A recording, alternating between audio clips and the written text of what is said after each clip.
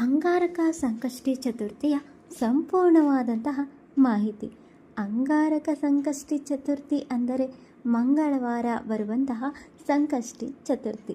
ಈ ದಿನದ ಮಹತ್ವ ತುಂಬ ವಿಶೇಷ. ಸಂಕಷ್ಟಿ ಚತುರ್ಥಿ ಪ್ರತಿ ತಿಂಗಳು ಬರುತ್ತದೆ, ಆದರೆ ಮಂಗಳವಾರ ಬಂದರೆ ಅಂಗಾರಕ ಸಂಕಷ್ಟಿ ಅಂತ ಕರೀತಾರೆ.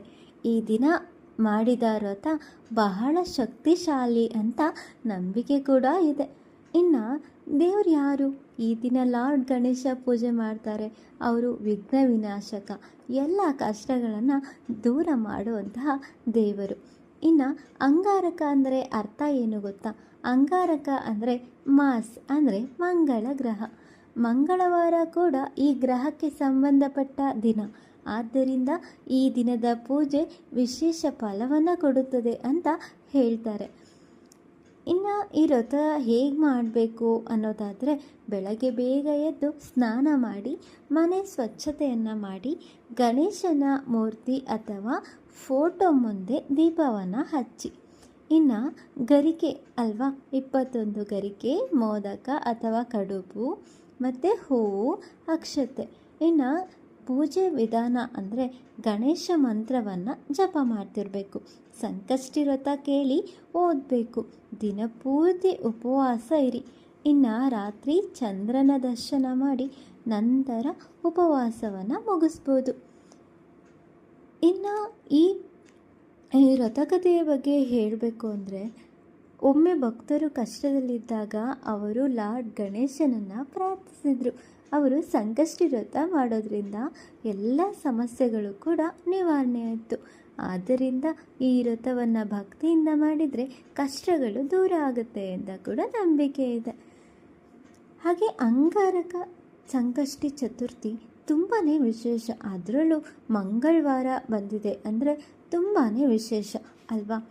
ಹಾಗೆ ಯಾರು ಕೂಡ ಉಪವಾಸ ಪೂರ್ತಿಯಾಗಿ ಮಾಡೋಕ್ಕಾಗಲ್ಲ ಅಂದರೆ ಹಣ್ಣು ಹಾಲು ಏನಾದರೂ ತೊಗೊಂಡು ಕೂಡ ಮಾಡ್ಬೋದು. ಇನ್ನು ನಿಮ್ಮ ಜೀವನದಲ್ಲಿ ಸಮಸ್ಯೆಗಳು ಮುಗಿತಾನೇ ಇಲ್ವಾ?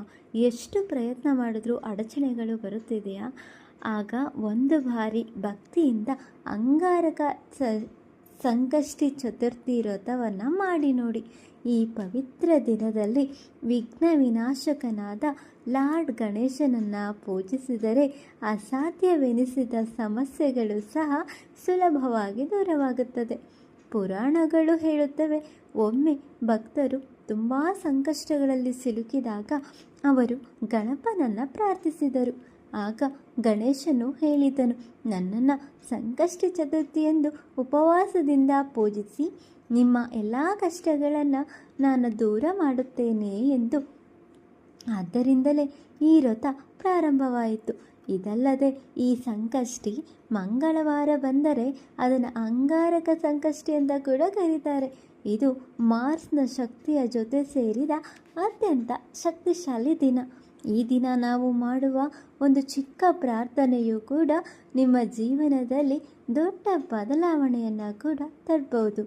ಬೆಳಗ್ಗೆ ಎದ್ದು ಶುದ್ಧ ಮನಸ್ಸಿನಿಂದ ಗಣೇಶನನ್ನು ನೆನೆಸಿ ಈ ಮಂತ್ರವನ್ನು ಜಪ ಮಾಡ್ತಾನೇ ಇರಿ.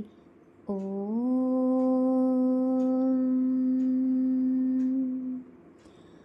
ಗಂ ಗಣಪತಯೇ ನಮಃ ಎಂದು ಈ ಜಪವನ್ನು ಮಾಡಿ. ಸಾಧ್ಯವಿದ್ದರೆ ಉಪವಾಸ ಮಾಡಿ ಸಂಜೆ ಚಂದ್ರನ ದರ್ಶನ ಮಾಡಿ. ಈ ಕ್ಷಣದಲ್ಲಿ ನಿಮ್ಮ ಹೃದಯದಿಂದ ಒಂದು ಪ್ರಾರ್ಥನೆಯನ್ನು ಮಾಡಿ ನೋಡಿ. ಗಣಪನು ಖಂಡಿತವಾಗಿ ಕೇಳುತ್ತಾನೆ. ಈ ವ್ರತ ಕೇವಲ ಉಪವಾಸ ಅಲ್ಲ, ಇದು ಭಕ್ತಿ, ಇದು ನಂಬಿಕೆ, ಇದು ನಿಮ್ಮ ಜೀವನವನ್ನು ಬದಲಾಯಿಸುವ ಒಂದು ಶಕ್ತಿ ಕೂಡ. ಇಂದು ಭಕ್ತಿಯಿಂದ ಪ್ರಾರ್ಥಿಸಿ, ನಾಳೆ ನಿಮ್ಮ ಜೀವನದಲ್ಲಿ ಅದ್ಭುತಗಳನ್ನು ನೋಡಿ. ವಿಘ್ನ ವಿನಾಶಕ ಗಣಪನ ಆಶೀರ್ವಾದ ನಮ್ಮೆಲ್ಲರ ಮೇಲೂ ಇರಲಿ. ಓಂ ಗಂ ಗಣಪತಯೇ ನಮಃ.